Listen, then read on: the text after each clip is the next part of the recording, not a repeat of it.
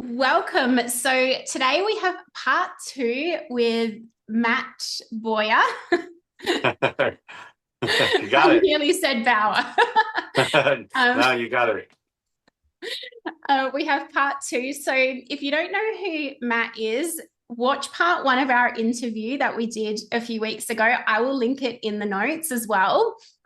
Um, Last time I interviewed Matt, he was weeks out from going to court, not knowing if he would go to prison, if he would get home detention, not knowing what the outcome would be. Now he is 16 days after the court date and he's been sentenced to 12 months and 1 day in prison. Is that correct, Matt? Correct. Correct. Yeah, yeah. And so, part two of the interview, we're going to talk about the court date after the sentencing, what he's learned, what he's navigating now, how he's preparing, all of the stuff, and whatever comes through. So, massive welcome. And thank you so much, Matt, for being here today. Thank you, Belinda. I appreciate it. It's an honor to be on your platform. Oh, thank you. And I would love to know so last time I interviewed you, as I was just saying, you were preparing, you were literally, I think, 2 or 3 weeks from the court date. Right. So we spoke about how you're navigating that. Now, even though you knew there was a pretty good likelihood that you would serve time, there was still that possibility that you wouldn't. Now we are literally 2 or 3 weeks away from you reporting to federal prison. Right. So, what's the difference between now navigating being weeks out from actually knowing that you're in prison for the next 6 to 8 to 12 months, whatever it is, Sure. versus before having to prepare, but there was still that kind of unknown? Yeah. Great question because the unknown before was much worse than where I stand right now. I think having a finality of when I get to go into prison and just get this over with and move on with my life, it makes me feel literally 100 times better. But having said that, I think my sleep pattern's gotten worse in the last 7 days in particular because what I'm realizing is that I have this finite time of window that's closing, and in that closing of the window is pressure, stress, emotions, and being a father and trying to juggle still. Really, actually, the reason I think my anxiety is higher now in a different way, in a better way, is I'm more just pressed for time and not pressed for my long-term situation is much better than it was 30 days ago or 16 days ago because the unknown is always the worst, right? But the fact is, I have to turn myself in 26 days. So in 26 days, you have to tell yourself, how do I take care of everything possible for a father of five, your wife, all of your bills, all of your tax issues, all the things that you don't really think about because I've never been in this position before. Mm. And because of that, you still have to try to also spend as much time with your friends and family and diving in on being a father but yet, with 26 days left, you have to focus on building the brand that I'm doing and all the work I put in up until this moment. I don't want all of a sudden to go to prison and it all just falls off the wayside because that easily could happen if I don't have anything coming up on my social media. People, sadly, in our world, as you know, it's just the way it is. If you're not in front of people or your story is just it dissipates, then it's easy to just forget about them. Not completely, but really, till maybe I get out or whatnot. And I don't want to lose all the relationships I built, the social media family, I call it. And like, kind of, I have this like really big support, you being one of them, to be honest. And like, it's really kind and it's been so great. I've been so grateful to have like all these people I've never met in my life, all of a sudden having like this interest in me and my family and having my back and loyal and, the humility that I received is amazing. Something I've never felt in my life. So I don't want to lose that. And not saying I will, but some will fall off and some will anyway.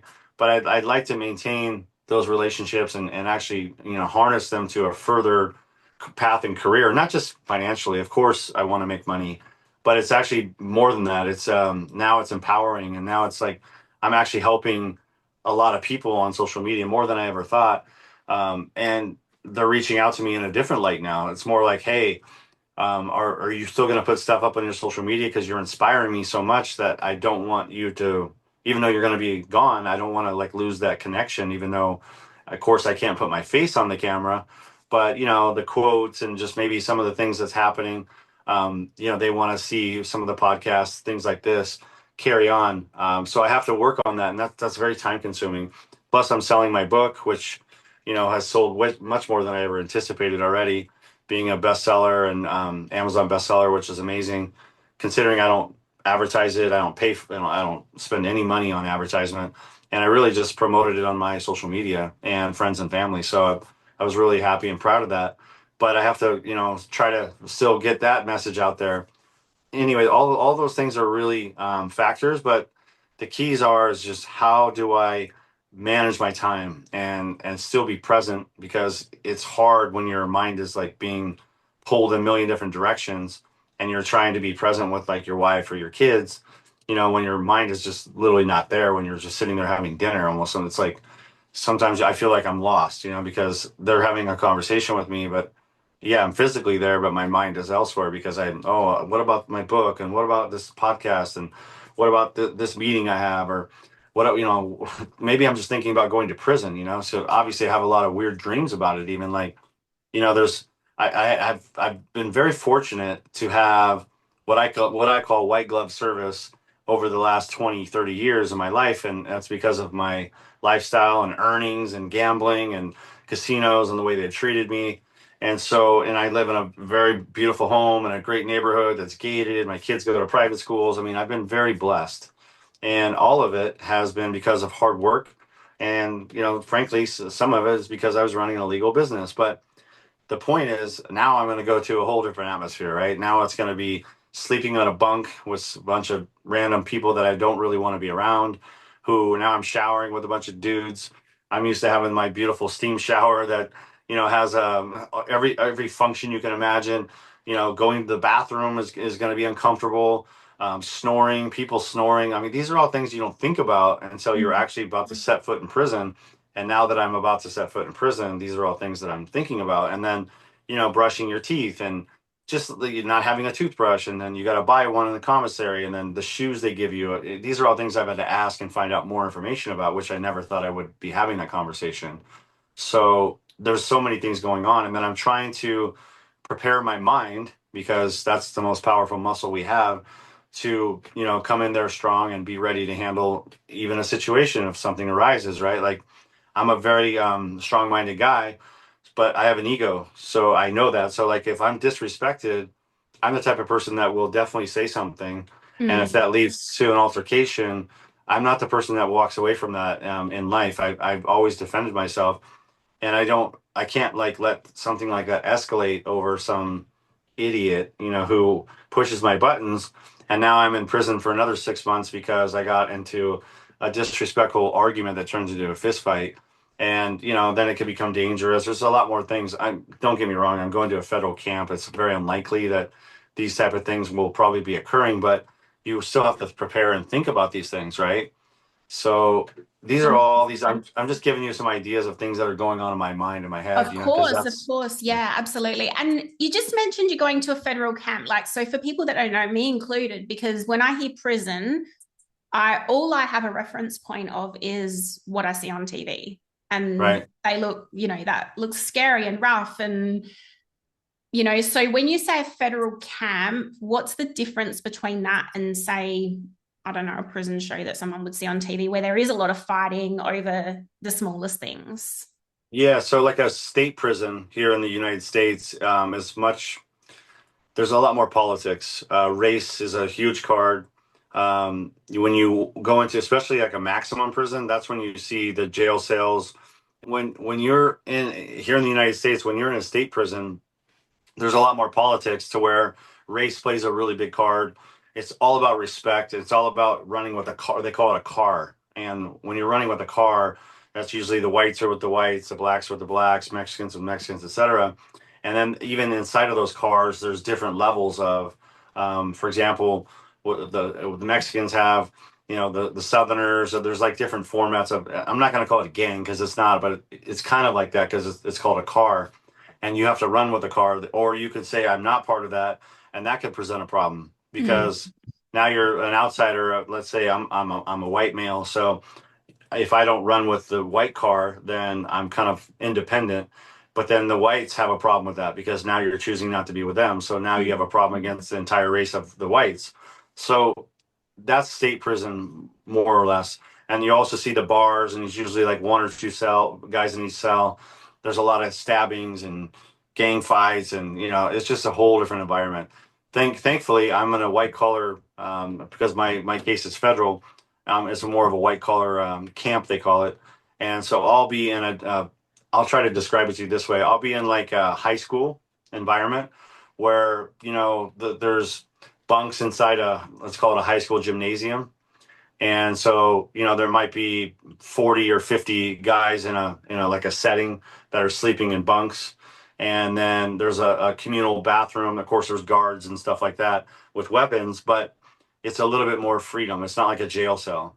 And then you can during the day you can go out and run the track, lift weights, work out, even play basketball, stuff like that. So it's not so bad to where you see on TV where they have 1 hour of daylight and stuff like Okay. that. Yeah. But the food is terrible.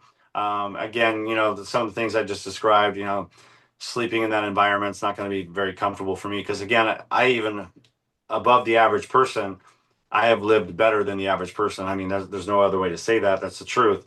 And I'm grateful for it. But I'm about to be living much less than the average person. And that will be a rude awakening because when you go from a very good lifestyle where you're blessed, I had a private chef. I had a nanny. I had, someone comes and cleans our house. And these are all things that, I lived in a very big home and a nice community I was driving a Rolls Royce. I mean, these are all things that most people don't get to experience.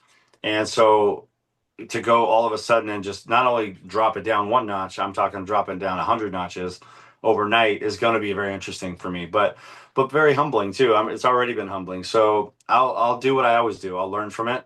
I'll use my mindset to make the best of it. I'll journal. I'll start writing a book number two. I'll definitely every day I will write exactly what happens in prison so I can come out and tell people about it.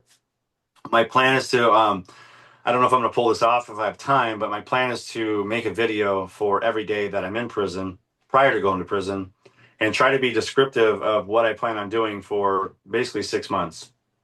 And what I mean by that is, for example, I might say, here I am, day one. I'm walking into prison. I just had to strip down naked in front of a bunch of guys. They make you grab your butt cheeks and cough. Make sure you don't have any drugs in you, stuff like that. And just that uncomfortable awkwardness of being in a holding cell for a few hours. Like I've already kind of done my homework, so I already know roughly what I'm looking at. But I'll describe that as if I'm actually doing it, even though I'm Yeah. not, right? Yeah. And that way I could put up a video of what people probably deem what I'm going through in that day for my social media following. And then day two, okay, and I'm walking the yard here, I'm adjusting to all these random new people that I'm meeting, and a lot of them committed crimes, and there's going to be pedophiles there. That's disgusting to me. I don't want any part of speaking to any human being that touches a little kid. To me, is the most despicable thing you could ever do. So like I will have a very hard time as a father of five, as you can imagine, trying to be even friendly at all with a person like that. I mean, everybody deserves a second chance in life and stuff, but to me, that's something you don't deserve a second chance. That's just me as a father. So I don't even want to have conversations with people that have chosen that route. I don't believe you get a second chance for certain things, and that to me, that's one of them. Anyway, things like that, so I'll describe that and try to lay out an everyday pattern of what I'll be dealing with and show the world what I think I'm going to be dealing with, day one all the way through day 180 or whatever it ends up being. And that's something I'm working on, but that's going to take a lot of time of filming, etc., which again, time is not my friend right now. So these are some of the things I'm going through, 100%. currently. Yeah. Amazing. Yeah.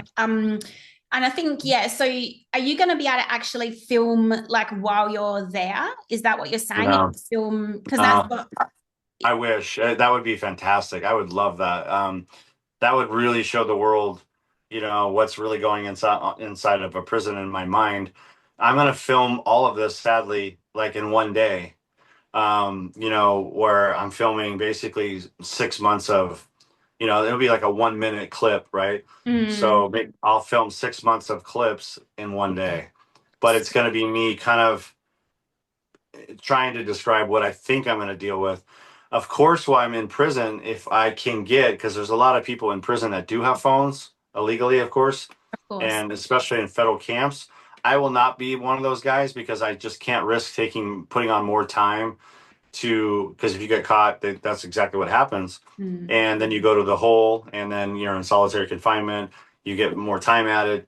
Because of as a father, I can't even risk that, even though I would love to have that footage. But I may ask somebody there who has a phone if they would don't mind taking a video and sending it to a friend of mine, because then I'm not doing anything wrong myself. Of course. And maybe I'll buy them something in the commissary to eat or whatnot. Of course, it's all about trade. That is kind of my plan, to be honest. And that's not me committing any crimes. That they can commit the crime, and they'll be happy to do it because most of them, they need money or whatever, and I'll do something to help them in return. That being said, those are the things I'm really. It's funny we're having this conversation because that's kind of what I've been thinking about and how I plan to handle this situation. Mm. And one thing I was wondering is how, because I know that you're very much a person that likes to take care of your health. You're like, I know you've mentioned in other podcasts, there's different, you eat well, there's different things you do as far as, peptides, all of that sort of stuff. Now, I can't imagine you're someone that would drink tap water, you know. Yeah, yeah. I know No, I don't. that's my And you're my right. thought is like, and I know this is probably what someone would say, that's the least of the problems, but I'm like, drinking tap water and eating like No, you're so right. how do you Yeah. navigate that? To be honest, that's going to be an issue too. Like that's just one more, nuisance that I put upon myself. Luckily, I'll be able to work out and exercise. Thank God. The food is going to be a problem for me. I'm very high protein, lower carbs. It's not like I'm going to be able to go in there and say, "Yeah, I want extra this," or "I don't want this." I mean, that's going to be tough. I'm going to lose weight for sure. I'm going to lose a lot of muscle because I can't feed the muscles in my body, etc. But I will have more. I mean, I'll be doing more cardio and more things that I can't do now because I don't have the time. So I'm sure I'm going to get my body fats. I think if last I did my body fat a few weeks ago, I'm like 9.8%, which I guarantee you when I come out of prison, I'll be probably less than 6 because I'll be working out so much. Mm, So I'll make the best of it. But that being said, tap water. I mean, just so many little things that we all take for granted. And that's a great idea or great analogy of what I'm going to be frustrated about. Like I drink little things like there's a company called Dose that's for your liver enzymes. I have high liver enzymes. It's probably the only thing that's really unhealthy in me. I don't drink a lot, but my enzymes are high. It runs in my family. So I drink this stuff called Dose. It's for your liver. I'm not going to have that, right? I won't be able to take any peptides. I take testosterone, a very healthy dose of testosterone to replace because I'm 50 and I like to obviously maintain muscle mass and energy. I'm going to have a slight little, I'm going to call it depression of coming off of that and mm, not being able to take those things. BPC 157 is a peptide I take, really good for your joints and your muscles. I can't take that. So clearly, all these things that I'm going to have to not be able or not allowed to take are going to be difficult to all of a sudden not have. And these are all things that will make me appreciate it. That's for sure when I come back and get out and get to get my life back. And I look at it as a wake up call, really a karma, whatever you want to call it. Because that's the reality. I have to understand that this is a wake up call for me to embrace it and enjoy the suck, right? I mean, in life, when you have bad things happen to you or you have things that suck, if you embrace it, you really just all you do is live and learn and become better for it, right?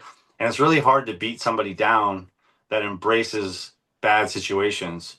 And I'm not saying I want it. I want bad situations, but if you just make the best of it, you truly are positive and embrace it and kind of look it back in the eye and just deal with it. you really get through it much easier. And that's exactly what I'm going to do, as I am now.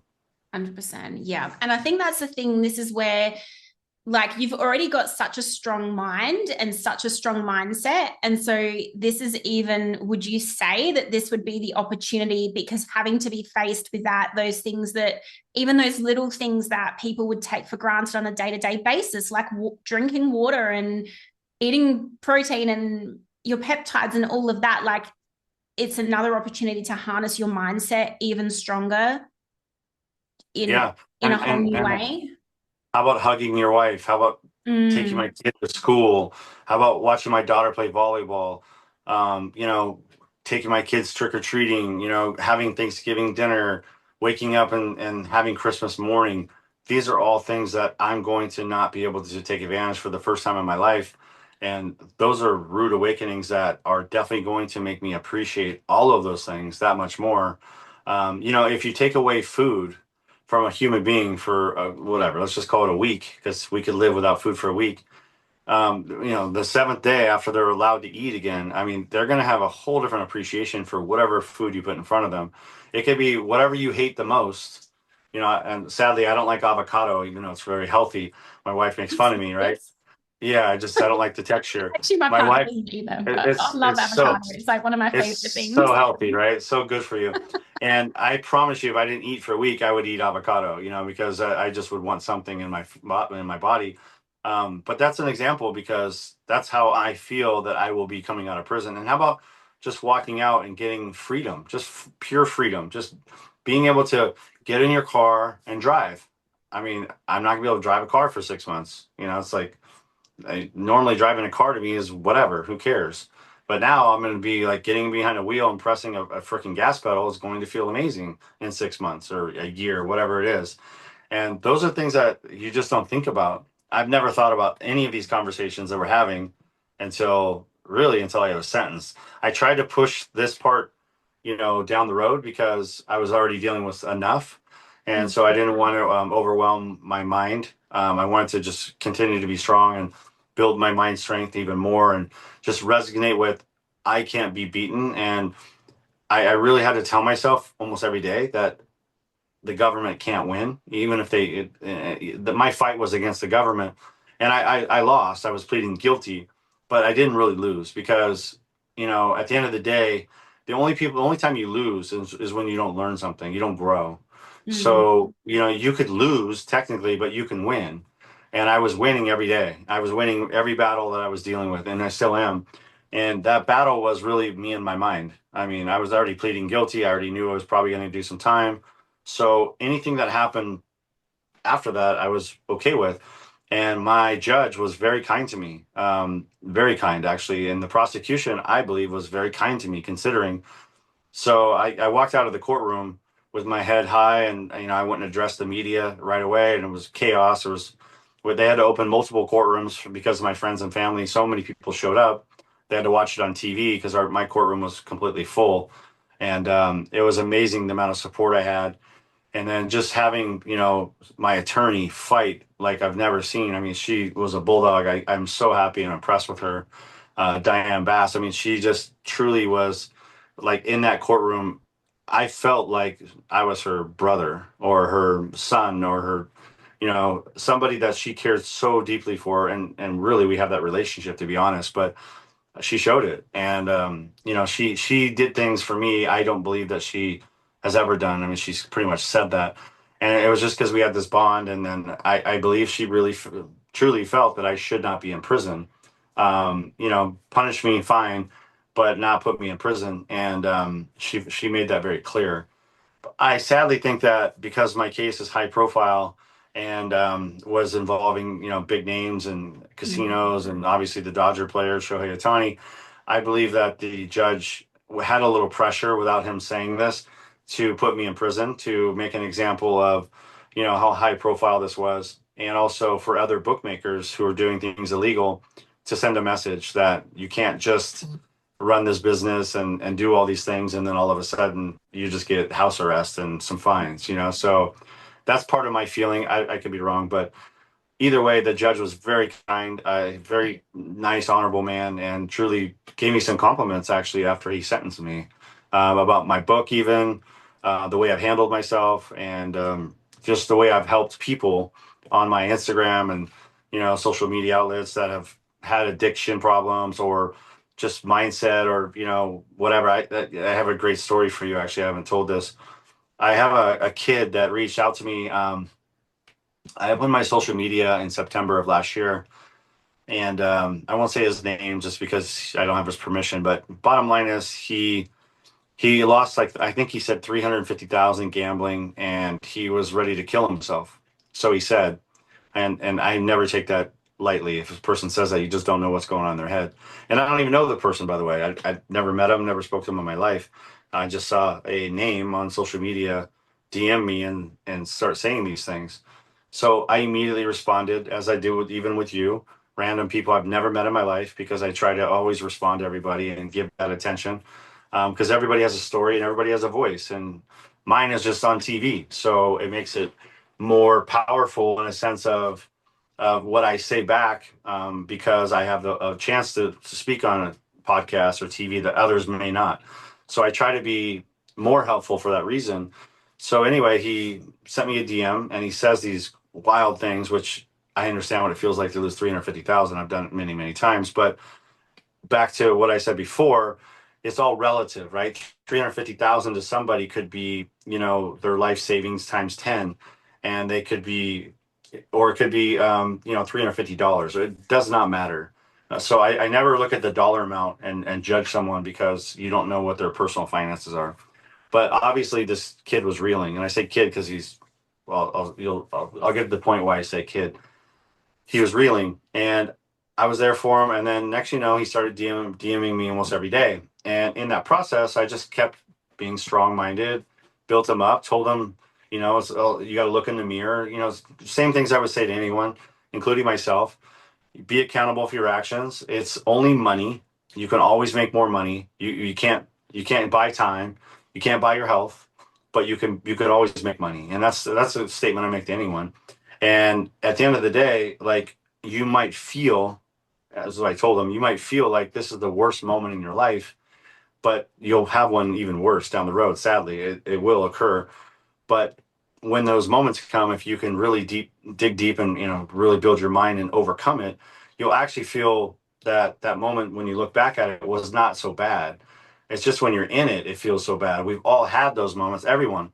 And so when you look back at all your moments, whoever you are, and you say, "Oh my God, that was the worst moment of my life," yeah, it would probably still was, but it doesn't feel the same today as it did when you're in it. And so I was just trying to get him past it, because if this kid was really going to kill himself, I mean, let's be honest, no matter what you think in life, if you think you should end your life, if you don't, you'll realize later you do not want to end your life. I mean, and the sad ones that do, don't have that opportunity because they ended their life. And it's really sad. And if they had somebody who could speak to them and get them to realize that and get past that hump, then how powerful is that? I've never been in this position before. So for me, this was like, how do I handle this? So I just continued to be, sweet and kind to the guy, and then DMing me daily, daily. But he kept having more excuses and continued to, and I finally, after about maybe a month of DMing randomly here and there, I just told him, I said, listen, I'm not going to continue to babysit you. Like, you've obviously made a decision not to hurt yourself, and I'm so proud of you for that.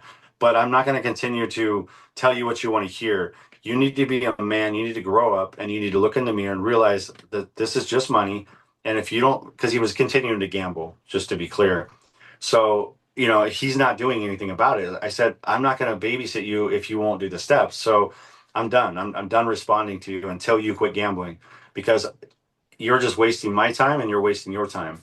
And if you're gonna sit here and cry and whine about what you're doing to yourself and not and do zero about it, then this is pointless.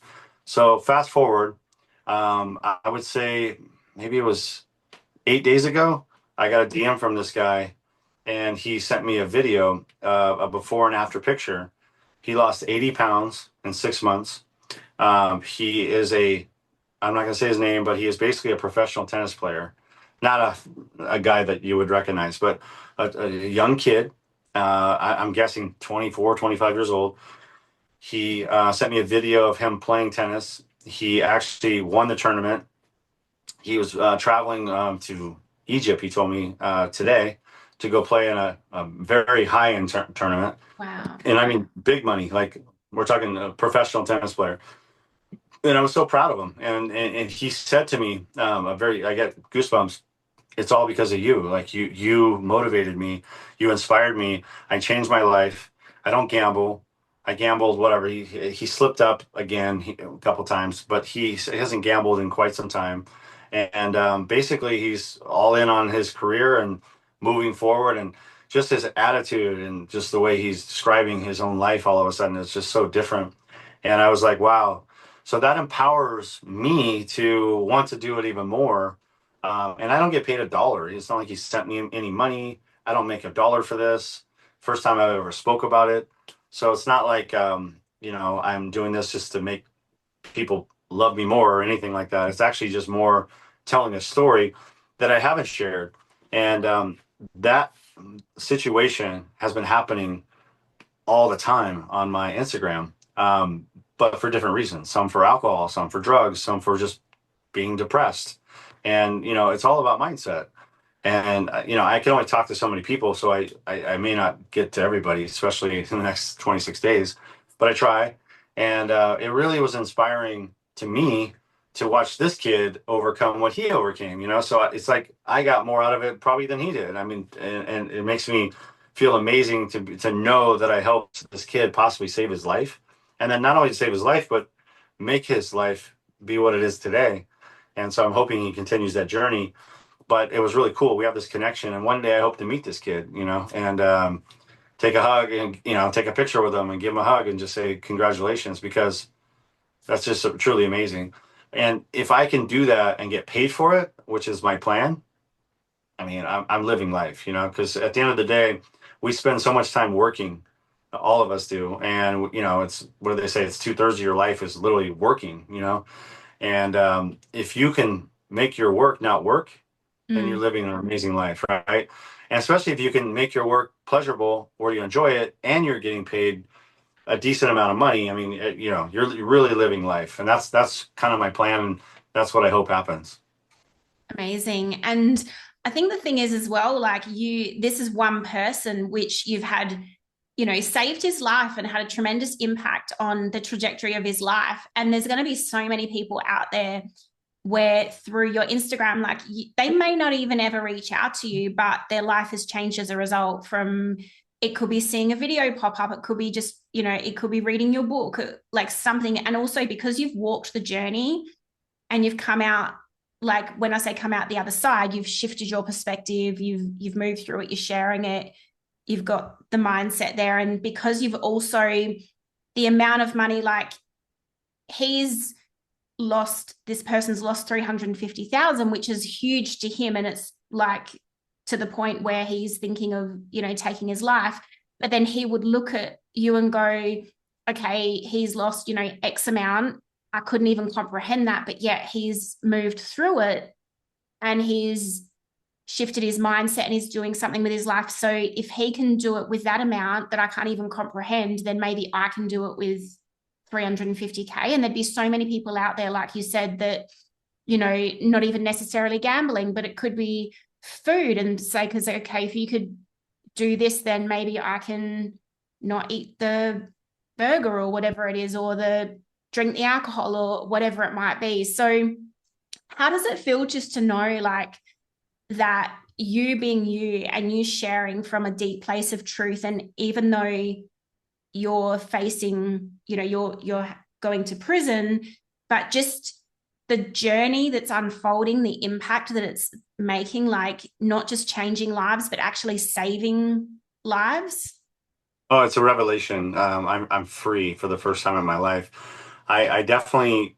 It's weird. I was on a podcast yesterday, and I said to them, I said, I'm in the best place I've ever been in my life, but I'm 26 days away from reporting to prison, and they were just like baffled by that. They were like, I've never. The guy even said, I've never seen somebody sit in this chair and say that when they're walking into prison.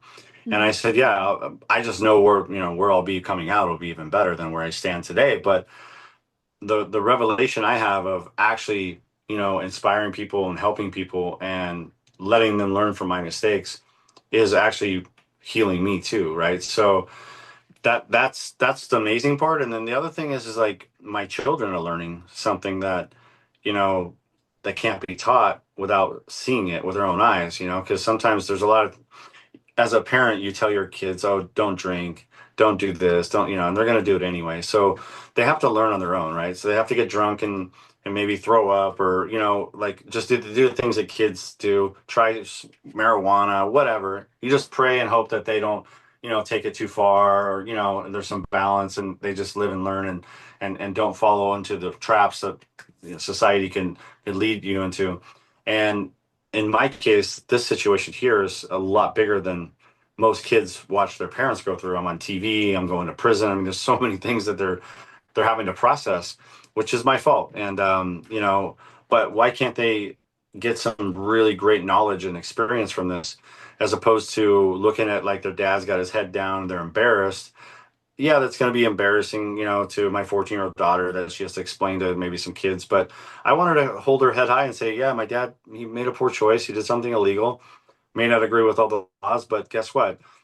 He's got his head high and he's becoming a better human being for it, and frankly, a better father. And that's what I want them to learn. And also just adversity, like when they have struggles, my dad overcame that, and look what he's doing now. Like, how can I not overcome this? And that message is really to the world and to my children in particular, because we all have a problem at times. We all have a story. We all have issues, whether it's like you said, it could be food. I mean, there's so many people in America, especially, that overeat and don't exercise and just are so unhealthy and they're dying 10, 15 years before they should be. And more importantly, not even living the lives that they could be, enjoying life and just being healthy and being able to go on trips and ride bikes and be on airplanes and things that, health related problems could occur. And it's just because they're lazy and they haven't challenged themselves and trained their mind to have some discipline. And maybe there's some reasons that they're overeating, right? Because we all eat sometimes when we're nervous or, we need to use it as comfort. I'm guilty of that too. There's times I'll eat ice cream and I'm like, why am I even eating this? Maybe I'm stressed or whatever. But you have to have discipline and you have to believe in yourself and you have to use your mind to overcome those things. And addictions are different. Addictions, you need help. You have to literally just give in. You got to understand that you have a problem. But so some of that is just being disciplined to realize it and look yourself in the eyes or in the mirror and realize, what I need to do to start the process to get some help, whether it's alcohol, drugs, gambling, food. It could be porn. It could be sex. It could be there's social media. There's so many addictions that people don't realize that we all get sucked into. And you just have to at least look in the mirror and own it first. And then you can worry about how do I get help and deal with that. And I feel like discipline is so important in all those aspects, because if you have the discipline to realize you have a problem, that's the first thing, is just realizing it. And then the discipline to follow through and get help.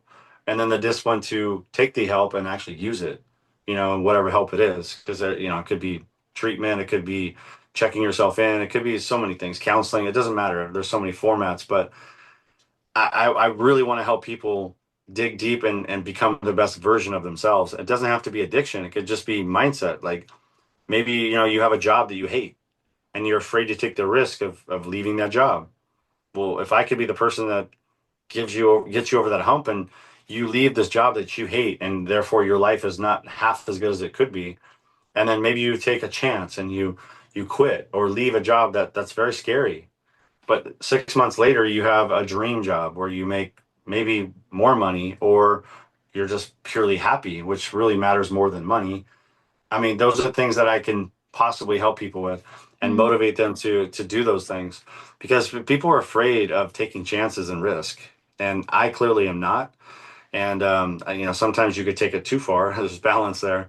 But like I want people to take risks, especially when they're younger. I mean, that's the time to take a lot more risk. Educated risk, of course, not just gambling on some football game. I don't mean that. And at the end of the day, like you only live once, right? And we're all going to die, and we're all going to die with a lot of regrets and things that we should have did better. But why not work on that now? Why not make the changes now? It's never too late. I don't care if you're 60 years old or 70, you still have years left in your life to make changes to make it better. And anyone who says, "Oh, it's just too late for that," that's the worst statement you could ever make. No, yeah, exactly, exactly. And I love that you've touched on that as well. Because yeah, I've seen people that have been in their 60s and 70s that have been a certain way all their life, and then they've realized and they've made changes. So, like you said, it's never too late. Yeah. And I feel like, yeah, just what you're sharing, and I just, your journey, even though it sucks to be going to prison, like I feel like it's just going to change so many lives just because you are so open about it, and because you're walking it and you're sharing it, and you're also holding the other perspective of how you are empowering yourself through it. What I wanted to ask is, it was 16 days ago that you were sentenced, is that correct? So from sentencing, Right. it's been around about 16 days. So Right. what have you learnt about yourself? What are you navigating? What's come up that you didn't expect over the last sort of 16 days? My wife was a little delusional, I think, in the outcome of what was happening at court. I think she processed things differently. I sadly, she's taking it the hardest. I think she really thought I was getting house arrest. Hmm. That's been the hardest thing, is to watch her suffer because of my poor choices, and to not be able to provide and protect and make her, you know, take the pain away. That kills me. And then, even my kids, that I would say the three older ones are totally, they're not liking the situation, but they get it a little bit more, and weren't. Let's be honest, they're their own adults. They have their own lives. My 14-year-old daughter is definitely struggling. My 4-year-old boy has no idea, and I don't know if he'll even remember. I hope not, but he will once I'm gone. He'll notice it. But it's like, 4 years old. It's kind of it's a better time for him than it is for my 14-year-old. That being said, I just didn't anticipate the pain I would feel for what the pain I'm giving them by going to prison. And I can't take it away. So that hurts the most. And that's something I wake up every day, and it bothers the living hell out of me, to be honest. But that being said, I have to continue to build their mind and build their strength. And part of that's just talking about it. Part of that's just, owning the situation, apologizing, even though that's not really going to make it better, and just telling them that I'll be better. My wife in particular, like, she knew what I was doing. It wasn't like she didn't. And we just never thought, to be honest, that I would ever set foot in prison.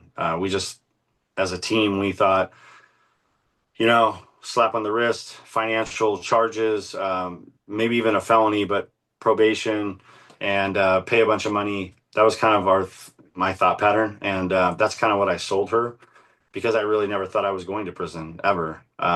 So that being said, I'm very fortunate for what I'm dealing with. It could have been much worse. I could have got 3 or 4 years. So I'm blessed, but I'm going to use this opportunity to, again, just be stronger, and really, take this opportunity to run with it. Um, as far as the last 16 days, the other parts that have been very difficult are, of course, time management, trying to figure out how to spend every minute of my day. I've never been so consumed with every minute, to where it's so imperative.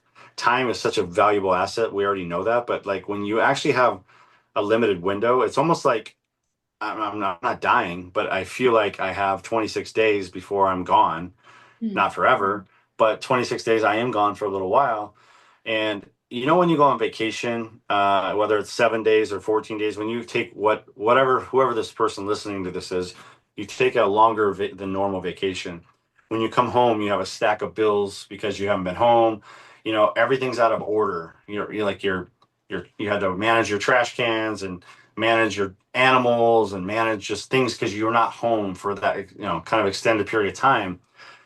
I'm times 50 of that. And so every little thing is just highlighted, like, dramatically. I'm trying to take away all the stress and pains from my wife. So I'm trying to prepay every bill for 6 months. I have a pool guy. We have a plant guy that comes to. We have real plants in our home. I mean, these are big. What do you call it? Rich people problems, but they're not. Because they're problems that associate to a lot of people. But some of them are having a pool and having a fish. We have a 450-gallon fish tank. We're blessed to have it. So I don't want to sound like a baby, but I'm just being real. So you have all these things I have to manage because yeah, I could easily just empty the fish tank and it'll smell in our home and get rid of the fish to avoid, spending money and having a guy come clean our saltwater fish tank. But I'm not going to do that. I'm just going to, have the guy and prepay it and handle it. So when you have to pay bills for 6 months in advance, it's six times the amount of the bill. And these are things I'm trying to manifest and deal with, even though I don't have the funds really to cover all of this because it's six times every bill that I'm talking about. And I'm just giving you a few. I have a child in private school. I have another child in private school. I mean, there's so many things. And anyone listening to this is like, well, just get rid of the pool guy, drain your pool, drain your fish tank, and take your kids out of private school. That's probably something I may have to do. I don't know, but I'm the one who chose this, so I don't want my kids to suffer, and suffering going to public school is could be a good experience for them. So if we have to, we'll make the best of it. But it's my choice. I chose to put them in private school. I don't want to already, uproot them again from their friends, all because of my poor choices. So I feel added pressure to at least let my family continue to live a above average lifestyle. Let's be real. And that's on me, because if anyone could suffer, it should be me. And I want to maintain, some normalcy for them while I'm away. So I'm really finding that that's much harder than I anticipated because there's a lot more to it than you really think until it's time to do it. And Mhm. then the other thing is the reality is, it's kind of like if you had let's call it, let's just say you had to have like four teeth pulled and nobody wants to go have their wisdom teeth pulled, right? Or colonoscopy, another procedure that nobody wants to do, but you have to do it. It's a health related thing. So when it's 3 weeks away, you kind of are like, oh shoot, I got to deal with that in 3 weeks. But when it's the night before a colonoscopy and you got to drink all that crap and get your body cleaned out and you can't eat and then you got to wake up and you got to go and get put under and go through that whole little procedure, like it's not the end of the world, but it's not a fun day, right? It's not a fun procedure. Imagine, that's where I'm at now. It's like more real. I'm coming, to something where it's not, oh, I'm gonna probably check myself in a year from now. So the anxiety switched from the unknown, which is worse, don't get me wrong, to the known. But now the known is, oh my God, it's actually happening and it's 26 days away. And then the hard task is driving with my wife to the prison. It's a 4-hour drive. So the night before, we'll probably go up there and stay in a hotel. But like, how uncomfortable and awkward is that going to be? Not between us, but just the feeling. I already know that that's coming. I have anxiety about that, and the anxiety I'm feeling for her. She's going to drop me off and then drive 4 hours back to a family of four kids. Well, we have five, but well, actually two are moved out now, so we have three kids living here. So she's got to manage that with dogs and just the life of being the mom and the only now mom and dad. So these are all things that like people don't think about, right? You commit a crime, you're just in the mix of the crime, and you're not worried about. Especially in my case, I never thought I'd be in prison regardless. So it's tough, and that's why anyone who is maybe towing the line and doing something gray and they have an opportunity to maybe get out of it or change their life, I would love to have heard this myself. I'm not saying I still would have did it. I'll be honest. I was living a great life and making a lot of money doing something I loved, which is gambling and sports. But maybe I'll sway them to quit what they're doing and avoid going through something traumatic like this. Because if you could avoid it at all costs, you should. Absolutely, absolutely. And I know that you mentioned when we were talking just before about, I don't know if you wanted to touch on this or not, as far as going to your son's school and navigating that. Yeah, that's another difficult point. My son is 4. He's in pre-kindergarten, and let's see, he's been in school, I think 3 weeks now. Yeah, 3 weeks. And when he went to school, he loves it. He's very much like me. He's a people person, so he's outgoing, and he loves going there. So long story short, last Friday or 16 days ago, a couple Fridays ago, I was going to court, so we didn't take him to school that day because we I was going to court, and in that process, after I was sentenced, my wife and I took him to school, whatever, the following Monday, and I said to her, I think it's imperative that I talk to the teacher about this, at least let her know that I'm not going to be here pretty soon. So we pulled the teacher aside, and it was a very awkward conversation, of course. And I just said, look, there's no other way to say this, but I'm going to prison in basically whatever it was, 40 days. Now it's 26. And, I just want to let you know that Kingston, my son, is 4. He's definitely going to notice. And we wanted you to be aware in case there's some signs of anything whatsoever. At least you understand and you can maybe help him with it or talk to my wife about it. And they were really sweet. And so she pulled me aside and said, well, let's go talk to the principal and let's address this now. So then we went back in the office, which I've been in many times, in principal's office.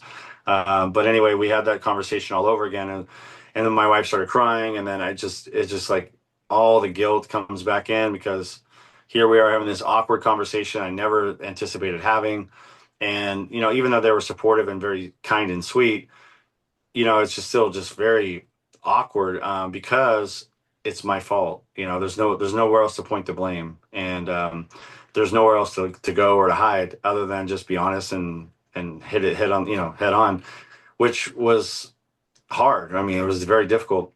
And then, they were sweet about it, but they recommended that maybe my son gets counseling. And then, so I'm like, oh gosh, not only does that cost money, not only do I think that's net, I didn't agree with that, but clearly they know they deal with kids and stuff. So I'm just like, it's just another added task, that I didn't want to have for Nicole. So I'm just like, here we go. Here's another ancillary thing that I wasn't even thinking about that I now have to. And then I think, okay, do I need my 14-year-old daughter to see some therapists, And do I need my older kids to see a therapist, because I mean they're not showing any signs of like struggle, but they also are very protective of me, so they don't want to show that. So are they hiding a lot of emotions that they need to speak about? Probably. So that weighs on me too, So there's so many like things that are behind the closed doors that no one other than telling you and telling the world, which is what I'm doing now, they don't think about unless they're in my shoes. And unless you've been to prison or know someone who's close to you that has, you wouldn't even think about this conversation. Hmm. And what are you most, I know that there's a few things that you've mentioned, like, hugging your wife and your son and all of that. Like, what are you most looking forward to when, on the other side of all of this? So for example, you come out, the first thing you're going to do, I'm sure, is going to be just like your wife, your son, your children, like give them the biggest hug ever. It's going to be, like that's probably going Euphoric. to sure I was trying to think of the word, but it's going to be Yeah. nothing's going to top that. Right. There, next, what's the next thing that you're looking forward to, big or small? My opinion, it's going to be food. It's going to be getting something really good to eat. Yeah, it's just to be honest, it's just getting a real meal and getting some protein in my body. Probably just going to the beach and maybe just like sitting, something so simple, right? Or it doesn't have to cost any money and just appreciating life and being free. Freedom. I mean, I'm telling you, I'm 26 days away from losing my freedom. I've never experienced that.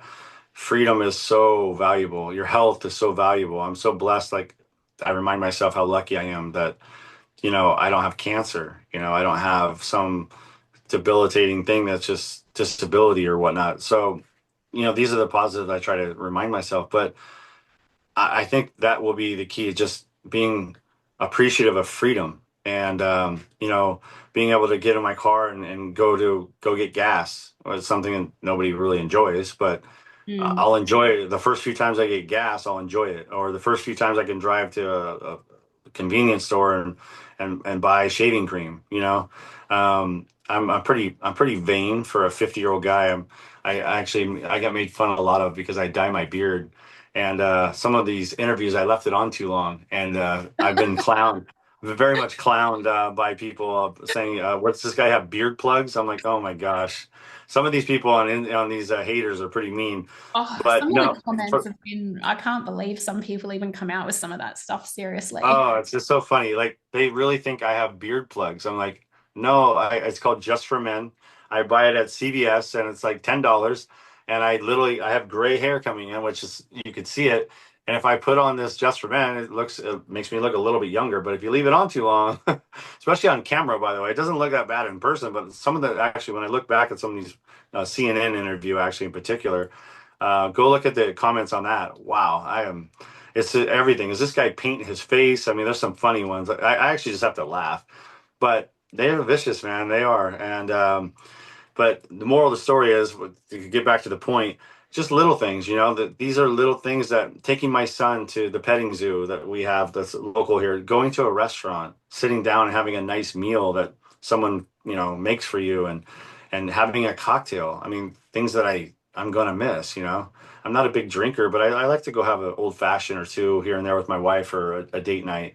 How about having a bite of a freaking cookie or ice cream? I mean, I'm not a, just little things that I'm not going to be able to do that are going to be so much better for me.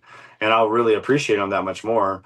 Sometimes you have to be humbled in life, and not to this level, of course, but I'm going to just use this to be a moment to really humble myself. And I'll tell you, there's something I'm looking forward to in prison, and that's the time alone and no telephone, actually. I've been so wrapped in my phone for the last 30 years because of my business, and then even probably more so since I've been in trouble, because that's all I've been doing is working. And my Instagram, my social media it's a lot of work. So I need to put the phone down, so I have to. I don't have a phone, right? So I'll have that time to really just reset my mind and dive into what my plans are coming out, which I'm excited about. But I can actually develop it all and lay it all out and really spend the time and focus on what's needed. I think that's the thing, the preparation. I know you mentioned that you were going to potentially, if you can, write a second book. So obviously, I know your first book, Recalibrate, which I think I'm up to chapter 7 at the moment. I started reading the hard copy and the Audible version. I would recommend that people get both. Even if you've read the hard copy, get Audible, because I love at the end of every chapter, you've got I don't know who it is, but I think is it a friend of yours or something? And he's asking you questions, and you're actually having a conversation. Yeah, more in Things depth. aren't. It's additional footage for sure. Yeah, he's actually the reason I chose him is he's the gentleman I hired. He owns a company called White Collar Advice, and I hired him when I got in trouble because I wanted to mitigate my situation. And he's also been to prison. He went to prison for I think 16 months, and because of that, he's very good at interviewing and asking good questions. And he read my book, of course. So I chose him to do the interview, and I wanted to give additional footage to people that buy the Audible and listen to me do the audio, and get some outside perspective of somebody who really he didn't even gamble. So I thought he was perfect for the interview. And I mean, he asked some great questions, and I love those conversations at the end of every chapter. Oh, good. Thank you. Yeah, Because it's like and 2.5 hours extra footage, actually. amazing. Yeah, because the whole book, I had it because I wanted to try and listen to some as quickly as I could before this interview, and so last Right. night and this morning I had it on 1.5 speed to try and listen to Yeah. as much as I could, but I Right. still couldn't get So through. But you can hear I it was up more. Yeah. on single speed. It's about it's I over think 11 11 and a half. hours, 11 and a What's that half about? hours of listening time. But I recommend reading both. I think I'm up to chapter 4 in the hard copy, but because we've been moving and everything, I was like, got the Audible one when you Okay. sent it to me. So that way I'm like, I can be doing things and listening. Listen, And sure. I'm like, wow, it's, even hearing like what I read from chapter 1 to chapter 4 in the hard copy, when you hear it in Audible, I'm picking up different things. It sounds different. Like I don't feel like I'm listening to the same book that I was reading. There's certain aspects that, yes, are the same, but Right. But no, it feels different. And so I'd recommend to everybody read the hard copy and get the Audible copy. And I'll post the link in the notes as well. Um, but you've mentioned that you're going to be focusing on a second book. Are you happy to share? Do you know what that focus is going to be? Is it going to be more the bigger vision moving forward? Is it going to be around the time in prison? Is it going to line up with? I know you have a documentary coming out. Yeah, to be honest, I'm not positive. I have an idea, and I'll share with you what I think, but it's not for sure.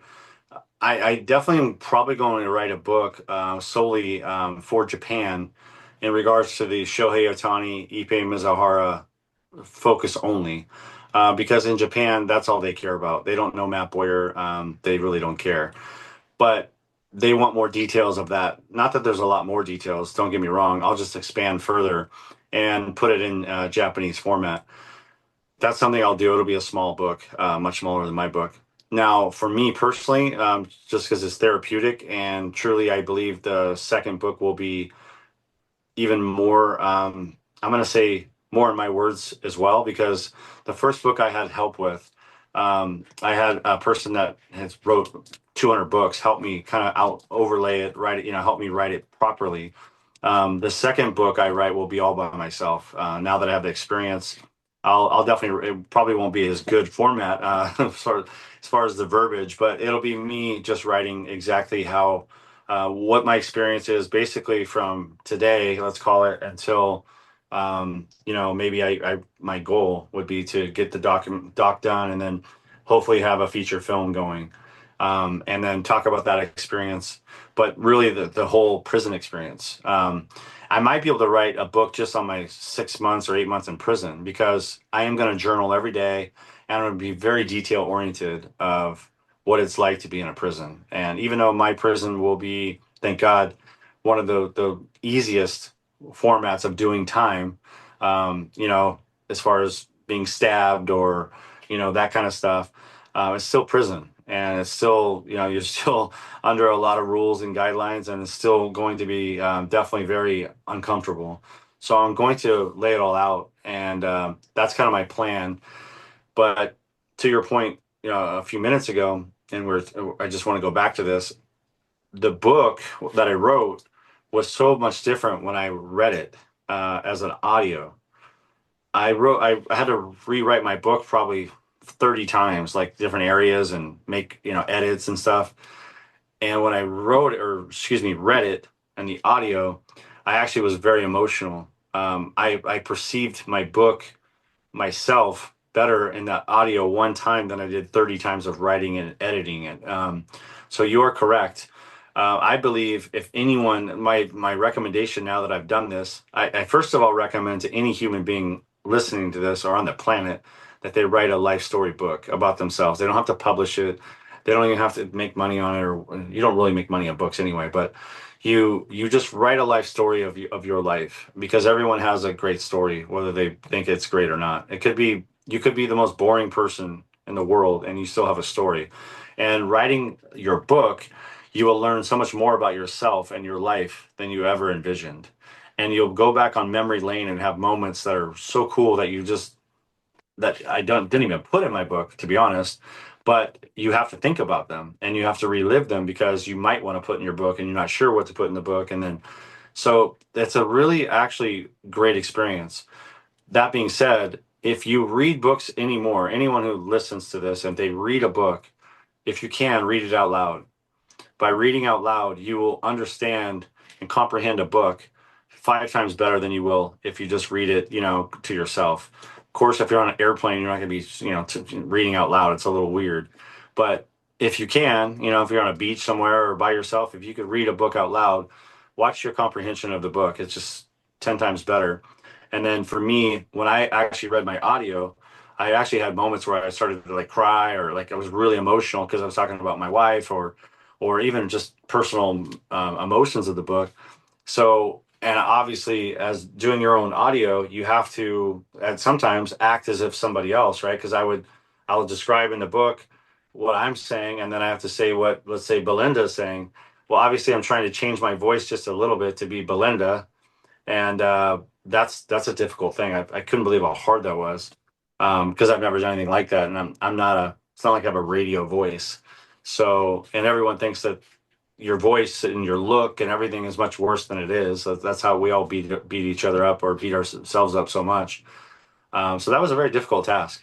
I love that you read your own book. I love when I've listened to lots of audiobooks, and there's such a big difference between the how much the book lands, how deeply it lands when the author is reading it versus when they have somebody else read it. Even if the person that they have reading it sounds, has an amazing voice and all of that, there is just a difference having the actual author's voice read their own book. So I love that you read the book, and yeah, I love that there were the questions after every chapter. They just, yeah, it's because obviously Thank you. you're responding to someone, you've got somebody asking you, things are coming up that Right. may either are in the book somewhere or there's a deeper layer coming up. And touching on that, you mentioned things came up, memories came up that you didn't include in the book. Because obviously, probably if you included everything in the book, it's probably going to be like, I don't know, maybe a 50-hour listen, which, or Correct. 100-hour, which, I think Correct. fine. Right. You led a very Right. interesting life. So I feel like people could definitely listen to you for 50 hours and it wouldn't be a problem. Um, Yeah. but what is something like if there's something offhand that you can remember or something that you're happy to share? I know not everything you might want to share, but um, what's something that maybe came up for you that you would have been like super interesting, but you just didn't include it in the book because of time or whatever? Yeah, I could tell you a funny story. He will probably be in the documentary. I had a friend of mine. He actually went to my wedding, but he was a customer of mine. Really big guy. His name is Tom. He's probably like 6'5", really heavy, big guy, big burly guy. Does a lot of drugs. He does cocaine like crazy. Which is funny. When I see he's a friend of mine, I don't have him over for my family barbecues, but he was a gambler in my world. He bet through me, but I really liked him because I don't judge people. I really don't. I'm not that person at all. I look at people and we all have flaws. Again, I wouldn't have him over for my barbecue every weekend, but he's a guy that I could go have a beer with and kind of just live vicariously actually through him, just like he would through me, because he's wouldn't gamble $4 million in a football game either. So he looks at me like I'm out of my mind, which I am. So anyway, he was became a player of mine for many years. And one particular week, Tom and I had a good relationship, but he's very alpha male, and so am I. And so this is right when Nicole and I moved into our home. So I'm gonna say 8 years ago. Yeah. So we weren't even married yet. We're just dating, and or seriously dating now. And Tom made me very upset because I made him upset, and I'll tell you how. He won that week. I don't remember the amount. I'm gonna just say for argument's sake, it was a large amount, $100,000. And so what I had to do to move money around is I would have sometimes players pay players. Well, that week I had one of my really good customers who lost more than 100,000. I just said to him, I'll just call him John for argument's sake. Hey, John, write a check to Tom for 100,000, and the whatever the other amount I'll collect from you in cash or whatever. And so he wrote a check. I gave Tom the check. He put it in his bank. Well, the check bounced. So Tom calls me up, and Tom, if you knew Tom, you'd really appreciate this story more. Which, by the way, I think he's going to be in my documentary, so you'll see this story all over again. He says he calls me up, and instead of saying, "Hey, Belinda, we have a little bit of a problem. You wrote me a check and it bounced, and I'd like you to make right on it." That would be the proper way to call somebody. He called me up and gave me "what the fuck, motherfucker," like, excuse my language, but I'm just giving you the context. And I don't respond well to that. So I immediately came over the top even higher. And it's a side that most people have never seen of me. But I let him know that that's not going to fucking fly, motherfucker. And it was a motherfucking contest back and forth to the point where I pounded my desk, and my wife's never even seen me that way. Everything on our desk flew up. And I just said, I'll be at your fucking house in about 8 minutes. And so I grabbed $103,000, I think is what he won, and I had it in cash. And I drove over there as fast as I could. And I thought we were going to get into a very big altercation physically, to be honest, because that's pretty much what I told him. So I'm lowering the story down because it was a very upsetting conversation for both of us. More me yelling at him at this point because he really insulted me as opposed to just saying, "Hey," because the check wasn't even from me. Number one, number two, it's my fault because I'm responsible for my customers, which is what I was trying to tell him as he berated me. And I understand he was upset a check bounced in his bank account. Totally own that, but it wasn't my check. So I was making it right, but he wouldn't even allow me to explain that. So I fucking just lost it. So I drove over to his house and I pull up and I literally pound on the door and he opens the door and I took $103,000 and I threw it at him, like right all over him, like splashed the money, right? And he says, "Oh yeah, motherfucker, did you come here with a fucking, you come here packing?" And I'm like, "Packing? What are you talking about?" He pulls out two fucking guns and he's like, literally two, he's a lunatic, which I love him, but he's a lunatic. And he pulls out two guns. "Well, I'm fucking packing, motherfucker." And I was like, this is where he saw the lunatic side of me, which my wife doesn't know this part of the story until right now. And I said, "I don't give a fuck what you think you are. I don't fucking care if you're packing, motherfucker." Excuse my language, but I'm pretty passionate. So we're arguing, and I could tell he's very surprised that I am not afraid of his two pistols. But moral of the story is, we sat down on his couch. He tried to give me the money back because the funny thing was, it wasn't really about money. It was about principle. I was there. Of course, he wanted his money and he was trying to give it back to me. I said, "No, keep the money. It's your money. I just was trying to explain to you that this gentleman who wrote you a check I've had as a customer for 10 plus years has never bounced one.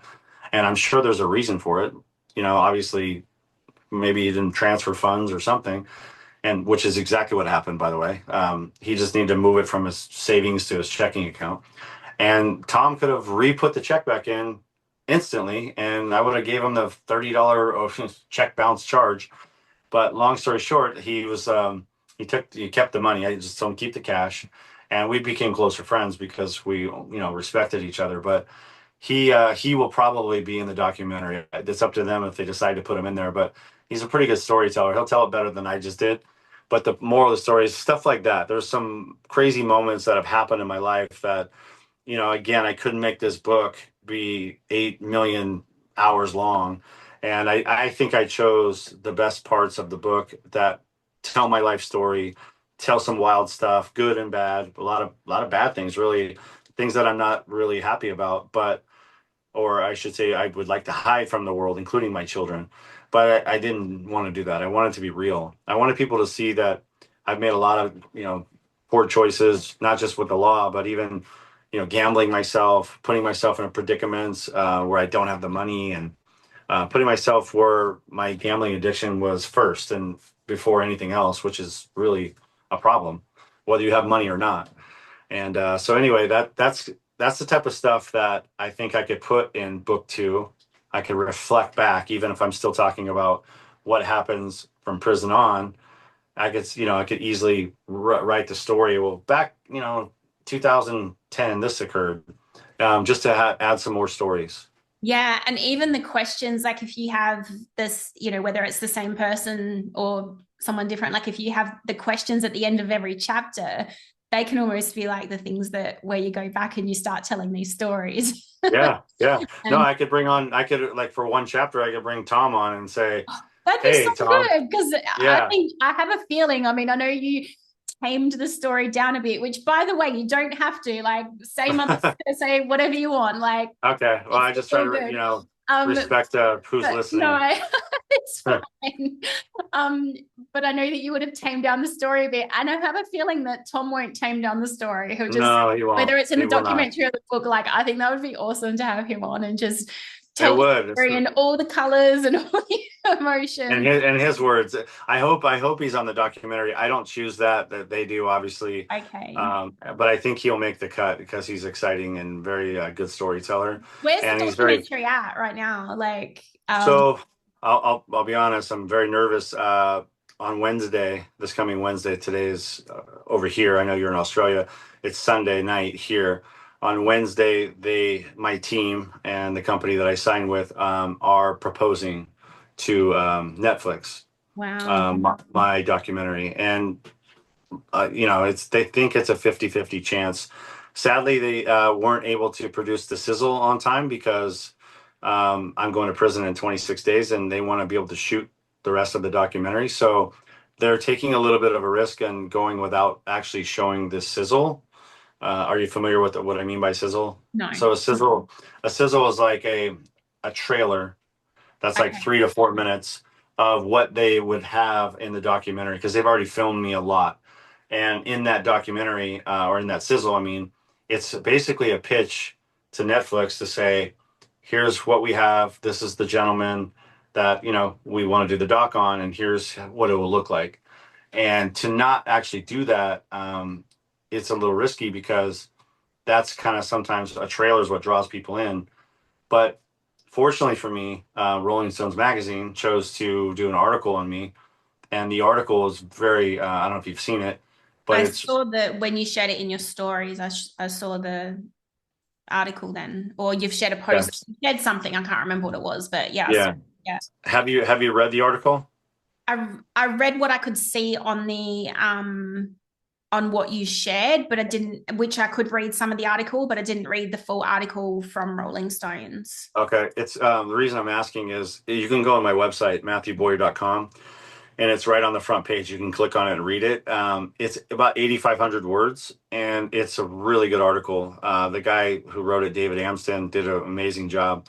It's basically a Cliff Notes version of my book, which is ironic because I wrote my book um, before he did the article, and of course they fact checked everything. The Rolling Stones magazine is incredible. There's nothing they write that they don't make sure that it's accurate, which gives me a lot of credibility because my book, I could be just lying up a storm and making everything up, right? It's my version of what I think happened in my life, but clearly they did all their homework and researched everything that I told them, or that they interviewed other people, and they do it to the point where they get facts on every statement and everything written because it's Rolling Stones magazine. They will never publish false information.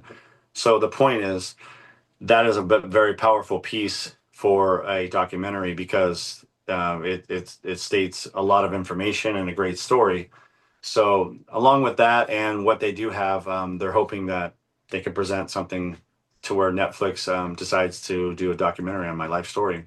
And even if they don't, we have other Paramount, Apple, Hulu, HBO Max that are all interested that they will also speak to, and which they are speaking to, I should say. But my goal personally would be Netflix because they're the biggest in the world and they have the best outreach. And I don't get paid for my documentary, so it's not about money. The one thing that people think is, oh, you're on that documentary, you don't get paid anything. They won't pay you for docs because otherwise people will just make things up and just to get money, create this chaotic story that sounds amazing and it's just chaos and it's not real. So they don't pay you. So I'm hoping Netflix will pick it up, but we'll see. I mean, I guess the trailer wouldn't, or did you call it a sizzle? Yes, it's a sizzle because that trailer is for a movie, and a sizzle, I guess, is like not Or even a a documentary, really. yeah. Sorry, I've Yeah, just never yeah, heard before. yeah. But you have different words for things than we have. Like thongs in Australia are like flip flops. Ah, okay. Well, that's definitely not the case Yeah, here. no, Yeah, I know what they are in yeah, the US. Like yeah. we have different Okay, words for some things. So when you that's sizzle, I'm funny. like, that's like a barbecue, I think, like for us. Okay, yeah, I love it.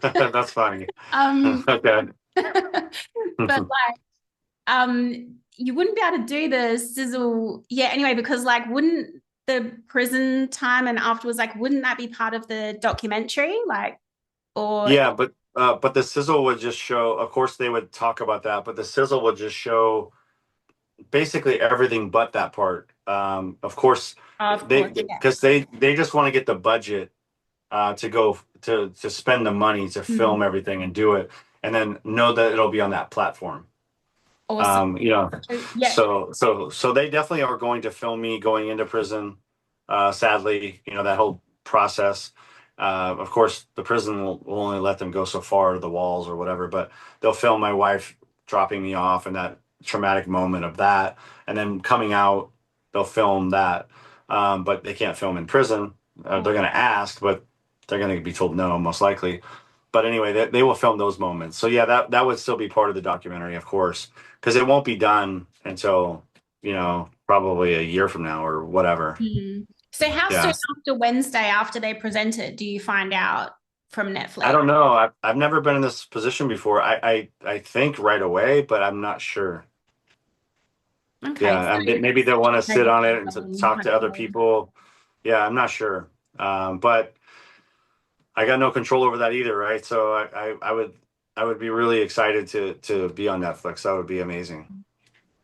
And I mean, they'd be crazy not to. Like, Yeah, I think so. I mean, my friend actually, who has a crazy story, his documentary, it comes out on the 25th. It's on Amazon. And excuse me, I'm losing my voice. And Mark Wahlberg's team did his documentary, oh wow. and he has a great story, and so I'm excited for him.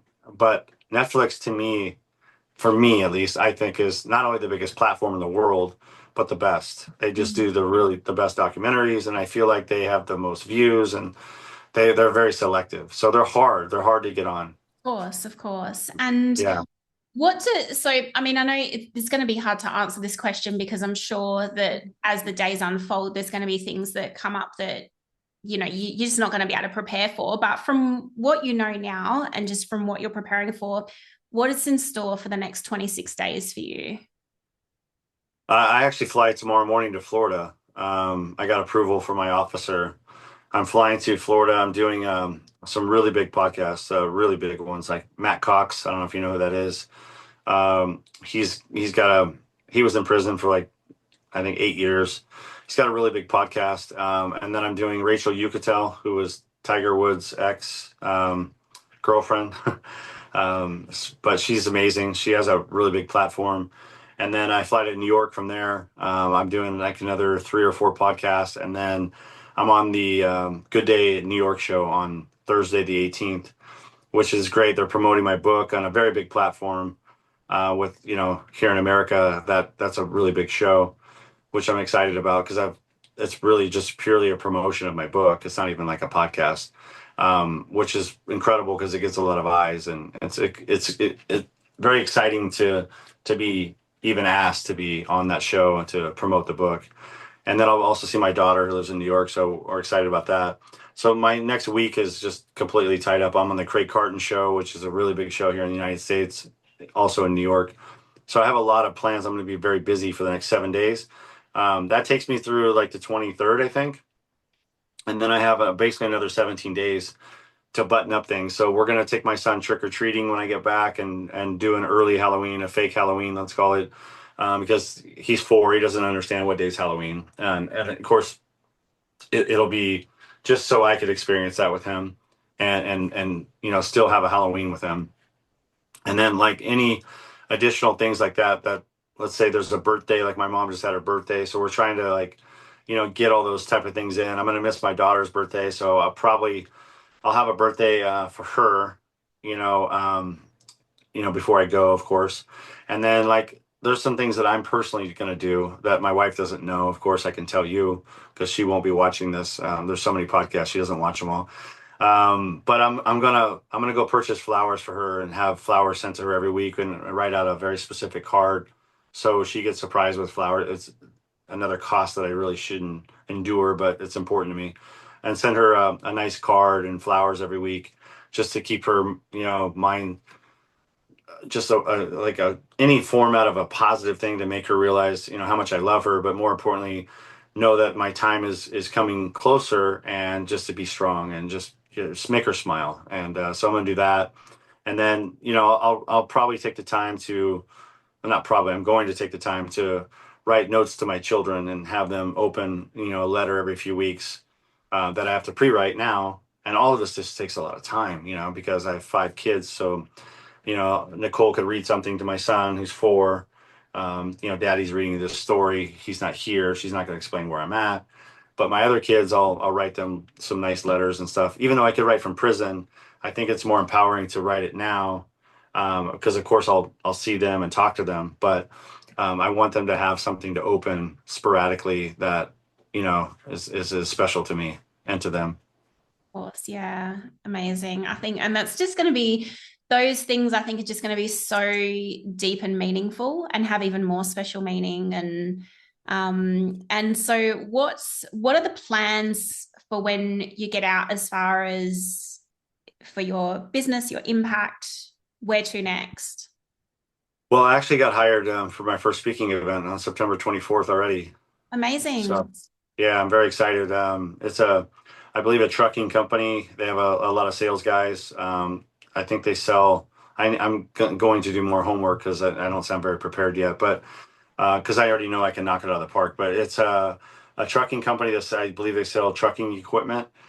Clearly, it's a sales environment, which I'll thrive in. But it's like 75 employees that I'll motivate and tell my story. And, if I'm ever going to butcher one, I'll probably be the first because you learn as you go. But I'm very excited and comfortable doing that. So I'll have to fine tune it. And, when you tell your story, I've never done it yet to where I'm on a stage telling my story, but I have to make sure the timing is right. Like you only have an hour and 5 minutes, so you can't talk for 2 hours. And if you tell half of your story in an hour, and you're kind of screwed, right? So you gotta that part is the things I have to learn, and then obviously it has to entail like some takeaways for them and what they get out of it, not just hearing my story, but what can they learn from my story, right? So I need to resonate that in my speech, but I'm excited about that. That's really my plan is to do public motivational speaking when I come out and motivate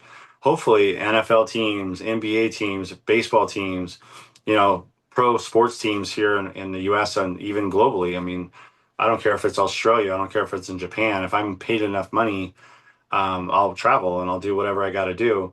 But if I can help people, whether it's motivating, whether it's be better in their life, or if it's again back to addiction, or it doesn't matter as long as I can make them learn and be better and get something out of the conversation, then why not? So that's what I plan on doing.